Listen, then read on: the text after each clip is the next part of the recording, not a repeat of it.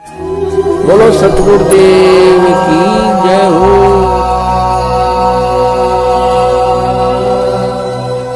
क्योंकि परमेश्वर ने पहले क्या बुलवाया था दास से कि वो जय विजय नाम के दो व्यक्ति आज तक यहीं फंसे पड़े हैं। गुरुदेव ने कहा आज तक अनंत युग हो गए, वो इसका ऋण नहीं उतार पाए। और पुण्यात्माओं, ये भक्ति इतनी आसानी से वो सारे ऋण इस जीव के उतरवा देगी जिसके विषय में कोई सोच भी नहीं सकता। पुण्यात्माओं, दुनिया कहती है और वास्तविकता भी है, कहती नहीं खाली, ये वास्तविकता भी है कि इंसान अपने जीवन में हर प्रकार का ऋण उतार सकता है, लेकिन अपने माता पिता का ऋण कभी नहीं उतार सकता। क्योंकि माता पिता से उसकी उत्पत्ति हुई, उसका जन्म हुआ है।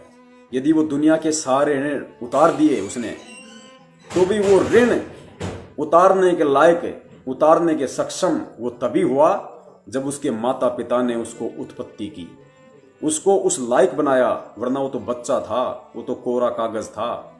माता पिता उसको गुंडा बनाते तो वो गुंडा ही बनता आगे जाके, माता पिता उसको विद्वान बनाते तो वो विद्वान बनता। यानी वो व्यक्ति जिसने सारे ऋण दुनिया के उतार दिए, उन ऋणों को उतारने के लिए वो कब सक्षम हुआ? जब उसके माता पिता ने उसको उस लायक बनाया। तो कहते हैं माता पिता का ऋण इस दुनिया में आज तक कोई नहीं उतार पाया जीव, और ना कोई उतार पाएगा। पुण्यात्माओं, और जब तक जीव ऋण मुक्त नहीं होगा तो इस 21 ब्रह्मांड के स्वामी काल निरंजन का ये अटल संविधान है, वो यहां से जाने नहीं देगा और ना ही परमात्मा लेके जा सकता, क्योंकि ये परमात्मा का भी ये अटल विधान है। पुण्यात्माओं, इस सत भक्ति से परमात्मा हमारा ऋण कैसे उतरवाएगा? माँ बाप का नहीं उतर सकता, लेकिन फिर भी परमात्मा ने उतरवा दिया, आपको पता भी नहीं। और परमेश्वर ने माता पिता का ऋण भी उतरवा दिया। कैसे? परमेश्वर कहते हैं आत्म प्राण उधार ही, इससे बड़ा धर्म कोई नहीं है जो किसी आत्मा का उद्धार करवा दे। इससे बड़ा धर्म कोई नहीं।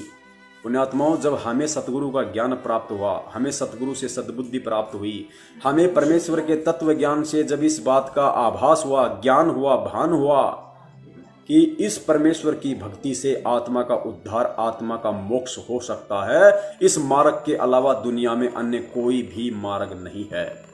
मतलब आत्म कल्याण, आत्म उद्धार, मोक्ष का मार्ग जो हमें प्राप्त हो चुका है। और पुण्यात्माओं, उस मार्ग पर यदि हम अपने माता पिता को लगा देते हैं, हमारे माता पिता को यदि हम इस परमेश्वर की भक्ति से जोड़ देते हैं, ये अलग बात है कि आपके संदेशा देने के बाद आपका माँ बाप मानता है या नहीं मानता है, लेकिन आपने उनको रास्ता दिखा दिया। जिनके लग गए तो अच्छी बात है, और जिनके नहीं लगे, और जिसने अपने माँ बाप को आत्म उद्धार का, मोक्ष का मार्ग जिसने दिखा दिया, अपने माँ बाप को जिसने गुरु की जानकारी दे दी कि पिताजी माताजी परमात्मा धरती पे आया हुआ है, अगर मोक्ष करवाना है तो अच्छा समय है, भक्ति ले लो, जिसने ये संदेशा दे दिया और जिसने अपना लिया उसका तो सौभाग्य। जिसके माता पिता ने ये मार्ग अपना लिया, तो सोचो उस बेटे ने, उस माता ने तो केवल जन्म देके, उस माँ बाप ने तो केवल उसको जन्म देके सांसारिक ऋण उतराने के ही लायक बनाया, और उस बेटा बेटी ने अपने माँ बाप को हमेशा हमेशा के लिए इस काल भगवान के सभी ऋणों से मुक्त करवा दिया परमेश्वर के भक्ति मार्ग पे लगाकर। तो इस प्रकार ये परमात्मा इस पृथ्वी पे इस जीव को सतलोक ले जाने के लिए ऐसे ऋण मुक्त करवाता है, ऐसी ऐसी विधि से। और जिसके माता पिता नहीं माने तो भी वो ऋण मुक्त हो गया, क्योंकि उसने संदेशा दे दिया। फिर वो माता पिता का अपना ऋण है, उसका अपना संस्कार है कि वो जुड़े या ना जुड़े, लेकिन उस पुत्र का, उस पुत्री का ऋण उतर गया। इसलिए परमेश्वर कहते हैं कि पुण्यात्माओं, यथासंभव जितना हो सके सभी भाई बहनों तक, रिश्तेदारों तक ये संदेशा परमात्मा का पहुंचाओ कि परमात्मा धरती पे प्रकट है, उनको प्यार से, उनको प्रेम से। लेकिन हमें समझाना नहीं आया। अगर ये बातें अगर हम अपने माता पिता को कहें, अपने रिश्तेदारों को इस तरीके से यदि हम समझाएं, तो पुण्यात्माओं क्या मजाल कि उनके समझ में नहीं आएगी। पुण्यात्माओं, हरियाणा की भाषा हिंदुस्तान में सबसे अक्खड़ भाषा है, सबसे रूढ़ भाषा है, बेकार भाषा है। हरियाणा का आदमी बोलता हुआ अच्छा नहीं लगता, ऐसा लगता है प्यार से बोलेगा तो भी ऐसा लगता है जैसे गुस्से में बोल रहा है। और पुण्यात्माओं, उसी हरियाणवी भाषा में जब वो परमपिता परमेश्वर सत्संग करता है तो हमारी आंखों से आंसू आते हैं, हमारी आंखों से आंसू आते हैं। ये अंतर है शब्द निकालने का। उसी हरियाणी भाषा में कोई बोलता है तो अच्छा नहीं लगता, और उसी भाषा में हमारा गुरु सत्संग कर रहा है तो आंखों से आंसू आते हैं, क्योंकि उस गुरु के समझाने का एक तरीका है, वो मृदुभाषी है, वो प्रेम से, आधीनी से, क्योंकि वो वही शब्द निकालता है जो शब्द उसके यहाँ हैं, वो दिखावा नहीं करता, इसलिए वो भाषा हमें अच्छी लगती है। और हम पुण्यात्माओं उस सतगुरु के उन शब्दों से युक्त पुस्तकें हाथ में लेके ज्ञान गंगा, हम जाते हैं किसी मंदिर के पुजारी के पास, हम जाते हैं किसी अन्य भाई बहन के पास, उसको कहते हैं भैया 10 रुपए की पुस्तक ले लो। वो अगर नहीं लेता है, अगर वो कुछ उल्टा सीधा बोल देता है तो हम क्या करते हैं, मरने के बाद फिर तू गधा बनेगा, हैं, फिर तू कुत्ता बनेगा, काल के जाल में फंस जाएगा, नरक में जाएगा। वो पुण्यात्मा परमात्मा से परिचित नहीं है, वो आपकी ऐसी बातें सुनने के लायक नहीं है, वो आपसे झगड़ा मोल ले लेगा। ना वो खुद गुरु जी का ज्ञान समझेगा, ना अपने किसी आड़ोसी पाड़ोसी को समझने देगा, हम लोगों के द्वारा किए गए ऐसे व्यवहार के चलते। इस दास ने बहुत सारे भगत भाइयों की वीडियो देखे हैं जो सर्वानंद की तरह डाल के बहुत सारी ये पुस्तकें और सेवा अर्जित करने के मकसद से कि मेरे पुण्य बनेंगे, मंदिर मंदिर में घूमते हैं, मस्जिदों में जाते हैं और वहां के पुजारियों के साथ में ऐसे वाद विवाद करते हैं जैसे दो मूर्ख व्यक्ति लड़ रहे हों, जैसे दो मूर्ख व्यक्ति लड़ रहे हों। दास ने एक वीडियो भी बनाया था, कोई डॉक्टर है, कोई क्या है, मूछे वगैरह लगता है, शायद दिल्ली का है। उसका 2 वीडियो दास के पास आए थे फेसबुक से, वो दोनों वीडियो पे दास ने वीडियो भी बनाया था, यूट्यूब पे डाला था, किस तरीके से वो मंदिर के पुजारी के साथ, जिसको परमात्मा का ज्ञान नहीं, अरे वो अच्छी आत्मा है, जो हनुमान जी का पुजारी है वो अच्छी आत्मा, तभी तो वो पुजारी बन के बैठा है, भगवान के संपर्क में है, वो अच्छी आत्मा है, वो बस उसको मार्ग अच्छा नहीं मिला हुआ। और उनको हम समझाते कैसे हैं, ये क्या है तो ये तेरा हनुमान, ये हनुमान कोई भगवान है, ये है फलाना। उस वीडियो में आपने सुना होगा, ये समझाने का तरीका नहीं होता। सेवक का काम होता है संदेशा देना, संदेशा देना। सेवक का काम केवल संदेशा देने का है, वाद विवाद करने का नहीं, सलाह देने का नहीं। अगर तुम ही सारा सब कुछ ज्ञान झाड़ोगे तो फिर पुस्तक क्या समझाएगी उसको, फिर तुम पुस्तक क्यों दे रहे हो भाई। अरे तुम केवल संदेश वाहक बनो, ऐसी मीठी भाषा बोलो, ऐसे मुख से वचन बोलो कि उसको अपना कर लो। और 10 रुपए तो क्या, वो 20 रुपए दे देगा उस ज्ञान गंगा के, और उसको बोलो भैया अब आ गई तेरे हाथ में, तेरे लिए तेरी संजीवनी बूटी आ गई है। ये वो संजीवनी बूटी है जो ये अपने हनुमान जी है ना, महाराज जी, उसको यूं करने से हमारा धर्म नष्ट नहीं होता, क्योंकि हम यहां से कर रहे हैं, यहां से नहीं कर रहे। परमेश्वर ने क्या कहा, भक्ति भाव से मंदिर में नहीं जाना, बाकी चाहे मंदिर में खाट डाल के सो, चारपाई डाल के सो, तुम्हारा कुछ नहीं बिगड़ेगा, यहां से नहीं होना चाहिए। यदि उस पुजारी को लाने के लिए यदि हमें सोशल छिद्र करने पड़ जाए तो पुस्तक गुरु जी की यूं हाथ में पकड़ो बीच में, और हनुमान जी के सामने पुस्तक को यूं करो। हमारे भाव होने चाहिए कि हनुमान जी आपके लिए भी संदेश है परमात्मा का, और उस भाई को बोलो, ओहो हनुमान जी, ओहो अरे भैया ये वही संजीवनी बूटी है, ये पुस्तक जो संजीवनी बूटी हनुमान जी लक्ष्मण भैया के लिए लेके आए थे, आज वो पुस्तक बन के आ गई। ये अमृत ज्ञान है, ये संजीवनी है, ये दोबारा से जीवित कर देगी हमें, इसको पढ़ो भैया जब भी समय मिले। बस इतना संदेशा दे दो, उसका हनुमान जी भी खुश, वो पुजारी भी खुश, और आपका भी सेवा बन गई। ये तरीके बताए परमात्मा ने, इस तरीके से। हमने कोई हनुमान जी को कोई पूजा नहीं। पुण्यात्माओं, इस देश दुनिया में, घर परिवार में, रिश्तेदारों से जो एक भगत विमुख हो जाता है नाम लेते, उसका रीजन यही है कि परमात्मा ने हमें जिस तरीके से ये ज्ञान समझाया, हम उसका 2% भी आगे नहीं समझा पाते। हम नाम लेते ही ब्रह्मा विष्णु महेश को तो ऐसे घर से फेंक देते हैं जैसे कोई भंगी को फेंक देते हैं कि पता नहीं ये घर में रहेगा तो मेरा तो सत्यानाश हो जाएगा। नफरत कर लेते हैं बिना ज्ञान के। अरे गुरु जी ने नफरत करने के लिए कहा? गुरु जी ने कहा कि हमारे परिवार का एक अंग है, हमें इन्हीं से मिलेगा। परमात्मा हमें रोजी रोटी देगा, ब्रह्मा विष्णु महेश के माध्यम से देगा। ये उस पेड़ की टहनियां हैं, इनको काटा नहीं जा सकता। हमें इनकी पूजा नहीं करनी, लेकिन निरादर भी नहीं करना, सम्मान करना, ये आदरणीय हमारे लिए। पूजनीय नहीं है, सम्माननीय है, आदरणीय है। कोई भी भगत आज संगत में ब्रह्मा विष्णु महेश या देवताओं के आगे हाथ जोड़ने से डरता है देवताओं के आगे हाथ जोड़ने से, सिर्फ अज्ञानता के चलते। उसको लगता है कि मेरा नाम खंड हो गया, मेरी भक्ति खंड हो गई। अरे तुम यहां से करोगे या यहां से करोगे? जब यहां से करोगे तब खंड होगे। परमेश्वर ने क्या समझाया हमें कि यदि मैंने नाम ले लिया और यदि मेरे घर पे मेरा मौसा जी आ रहा है या मेरे घर पे कोई ऐसा कोई सम्माननीय व्यक्ति है मेरी जो रिश्तेदारी का, वो आ रहा है, या मेरा कोई जीजा आ रहा है, मेरा फूफा आ रहा है, तो हम क्या करते हैं? भले नाम ले लिया हो ना लिया हो, हम क्या करेंगे? उसको देखते ही क्या करेंगे? हाथ जोड़ेंगे ना, नमस्कार जी, सत साहिब जी। पैर नहीं छुएंगे, लेकिन हाथ जोड़े ना हमने, नमस्कार जी फूफा जी, आदर करते हैं ना। तो पुण्यात्माओं, जब हम एक 2 कौड़ी के जीव का हाथ जोड़ के आदर कर रहे हैं, तो ब्रह्मा विष्णु महेश से क्या वो फूफा बड़ा है? अरे वो फूफा, वो तुम्हारा मामा, तुम्हारा जीजा, वो ब्रह्मा विष्णु महेश से बड़ा है क्या? जो तुम उस 2 कौड़ी के जीव के सामने तो झुक के नमस्कार कर रहे हो, आओ फूफा जी आओ, हैं? और वो फूफा जो हमें खाने के लिए दे रहा है उस परमेश्वर के आदेश से, वो उस पेड़ की टहनियां जिनके माध्यम से वो परमात्मा हमारा पेट भर रहा है, उस फूफा के आगे हाथ जोड़ने से तुम डरते हो। तो ये ज्ञान नहीं, ये अज्ञान है। तुम उसको पूजा के भाव से हाथ नहीं जोड़ रहे, लेकिन आदर देना पड़ेगा, सम्मान देना पड़ेगा। तो परमेश्वर ने ये भक्ति जो बताई है इस हिसाब से बताई है। हम नहीं समझ पाए, ये हमारी अज्ञानता है। हमारी अज्ञानता के चलते हम लोगों ने इस तरह से दुनिया से वैर भाव मोल ले लिया। वरना परमेश्वर का तो ऐसा ज्ञान है, मुर्दे में जान फूंक दे परमात्मा, मुर्दे में जान।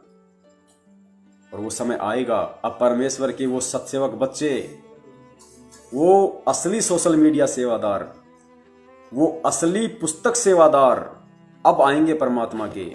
वो तैयार हो रहे हैं, वो सत्सेवकों में से निकल के आएंगे वो परमेश्वर की आत्माएं, जिनको परमात्मा ने इस तरीके से भक्ति समझाई है, इस तरीके से देश दुनिया में संदेशा देंगे।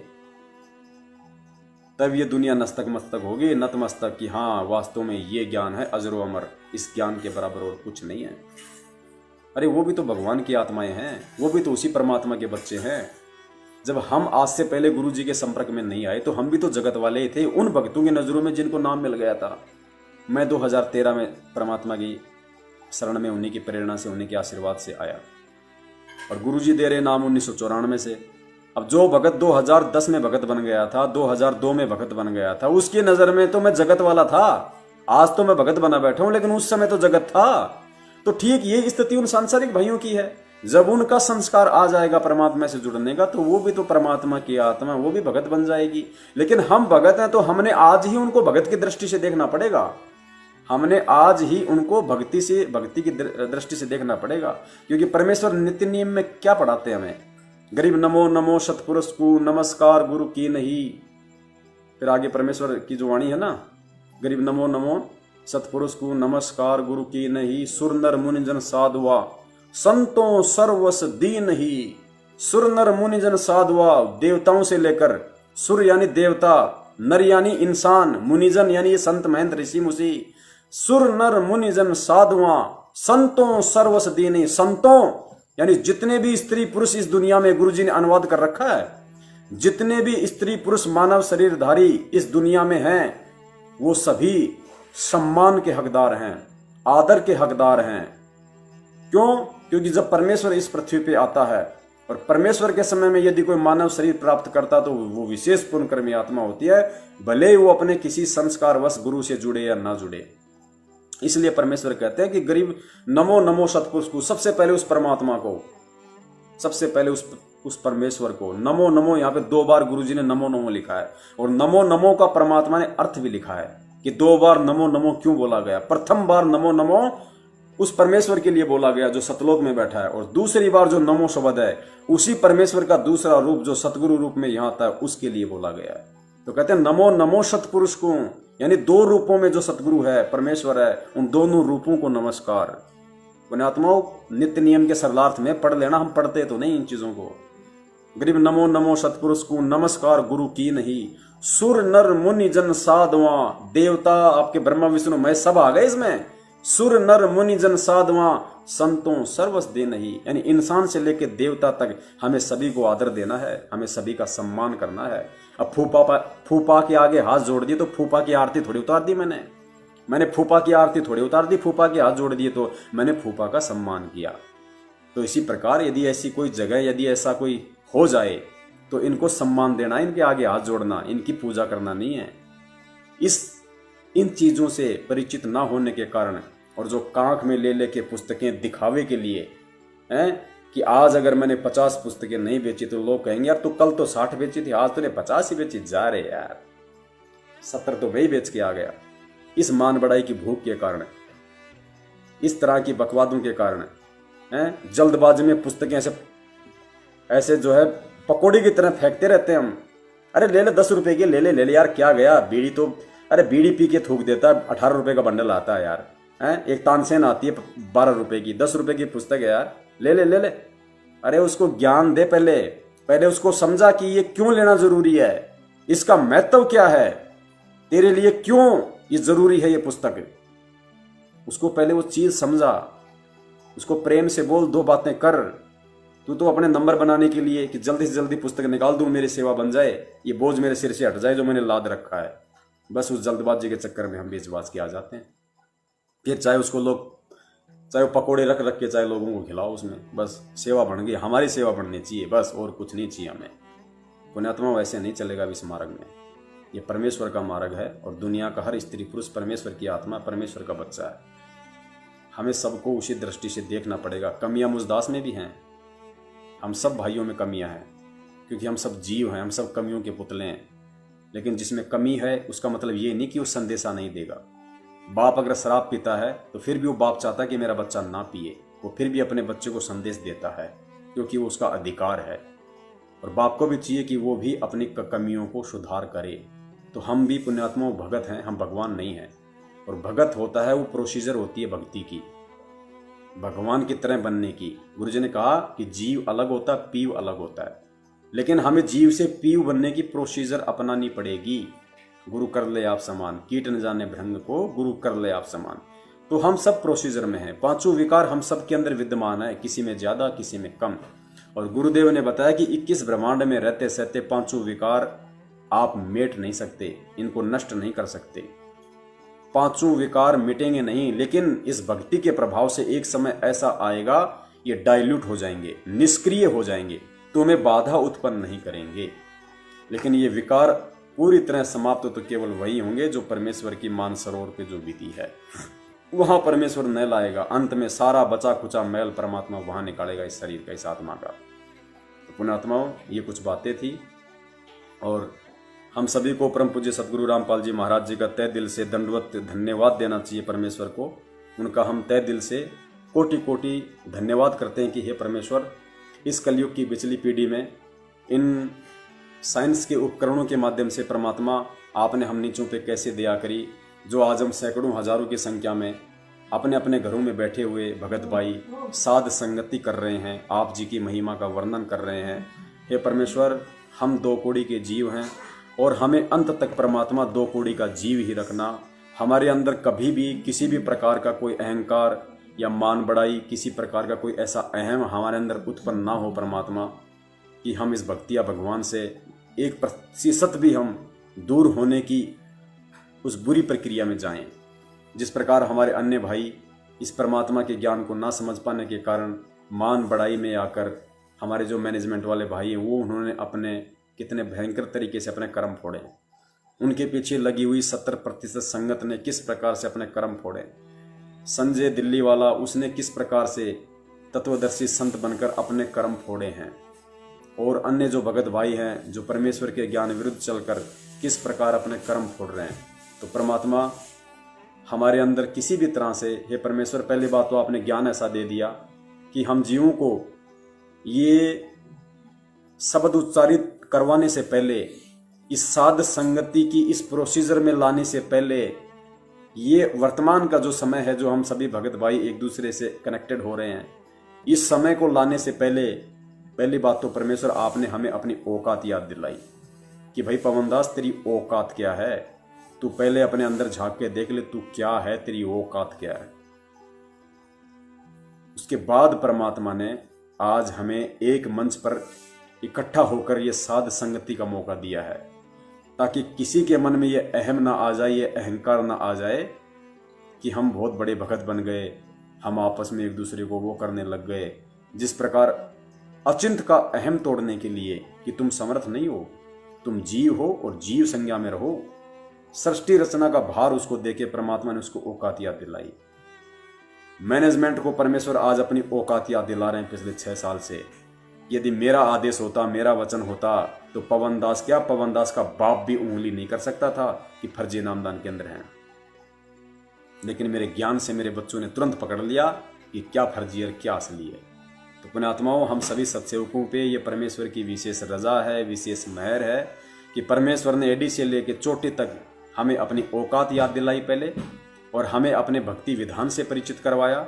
हमें एकदम परमेश्वर ने जीवित से, परमात्मा ने हमारे को मृत बनाया, मृतक बनाया परमात्मा ने, कि तुम्हारी कोई औकात नहीं, कि जब तक ये श्वास है ये शरीर हष्ट पुष्ट है, और श्वास निकली तो इसके अंदर से बदबू आती है। बदबू आदमी नाक चढ़ाता है, कैसी घटिया देखते हैं ना अपन, गाय भैंस बकरी कोई मरी पड़ी होती है। जब तक श्वासें हैं, श्वासें यानी वो परमात्मा, जब तक वो परमात्मा उसके अंदर समाहित था तब तक वो सही था, हष्ट पुष्ट था।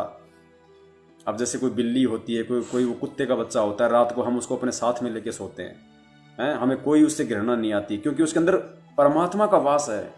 उस श्वास ही तो परमात्मा है। परमेश्वर ने क्या कहा, ना मैं त्रिकुटी भंवर गुफा में, ना मैं उसमें, ना मैं उसमें, फिर क्या कहते हैं, सब श्वासन के श्वास में।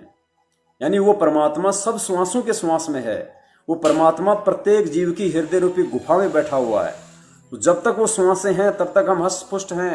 वो गाय भैंस बकरी, वो बिल्ली का बच्चा जिसे हम रात को लेके सोते हैं, और वही बिल्ली का बच्चा अगर 2 घंटे पहले अगर मर जाए, आप रात को लेके सो जाओगे? क्योंकि वो परमात्मा उसके अंदर से निकल गया, वो श्वासें निकल गई, अब वो बदबू मारेगा। तो पुण्यात्माओं, परमेश्वर ने सबसे पहले हमें वो औकात याद दिलाई कि जब तक मैं हूं तेरे अंदर, तब तक तू बोल रहा है, तब तक तू सुन रहा है, तब तक तू सोच पा रहा है, और जब मैं निकल जाऊंगा तो उसके बाद तेरे अंदर कुछ नहीं बचेगा। इसलिए अपनी औकात में रह के सेवा करना, अपनी हद में रह के सेवा करना। अगर जरा भी मुंह ऊपर किया, उसी समय उठा के नीचे पटक दूंगा। और मेरा काम करवाने के लिए मुझे किसी इंसान की जरूरत नहीं, मुझे किसी भगत की जरूरत नहीं। मैंने तुझे उदाहरण देकर समझा रखा है। जब मैं झोटा राम से, एक जानवर से वेद मंत्र बुलवा सकता हूं, तो मेरा काम तो मैं पत्थर से भी सिद्ध करवा सकता हूं, तुझे जरूरत नहीं। और सोच, अगर तुझे मैं निमित्त बना रहा हूं, अगर मैं तुम सत्सेवकों को यदि निमित्त बना रहा हूं, तो ये तुम्हारा सौभाग्य समझना कि ये तुम्हारे कर्म बन रहे हैं। कर्म, जहां एक तरफ तुम्हारे 70% भगत भाइयों के ये काल एजेंट लोग, राजनीतियां, आरक्षणबाजियां, उल्टे कर्म, दान लेकर, दान का दुरुपयोग कर कर, ज्योति पाठ का करवाकर उनके कर्म फुड़वा रहे हैं, और उसी संगत में से तुम 10-20% लोगों से मैं सत सेवा करवाकर उन भटके हुए लोगों को वापस भक्ति मार्ग पर लाने का सत संदेशा दिलवाकर तुम्हारे कर्म बनवा रहा हूं। सोचो तुम्हारे ऊपर मैं कितना मेहरबान हूं। पुण्यात्माओं, हमें यकीन नहीं हो रहा, परमात्मा हमारे रोम रोम में समाहित है। आज वर्तमान में रोम रोम के अंदर परमात्मा बैठा हुआ है, वरना पुण्यात्माओं ये सेवा हमें नहीं मिल सकती। इस बंदी छोड़ की तो पूरी दुनिया है, अरबों खरबों लोग हैं इस परमात्मा के। उन अरबों खरबों में से परमात्मा ने कितनों को अपनी शरण में लिया? 10-15 लाख लोगों को। इस 7.5 अरब की जनसंख्या में से परमेश्वर ने मुट्ठी भर को भी शरण में नहीं लिया। 1% भी नहीं है इस विश्व की जनसंख्या के आगे 15-20 लाख लोग। उस 15-20 लाख लोगों में से भी परमात्मा ने आज इन सेवाओं के लिए कितने सत्सेवकों को निमित्त बना रखा है। पुण्यात्माओं, कितनी बड़ी मेहर, कितनी बड़ी रजा उस परमात्मा की दृष्टि हमारे ऊपर है, हम आकलन नहीं कर सकते।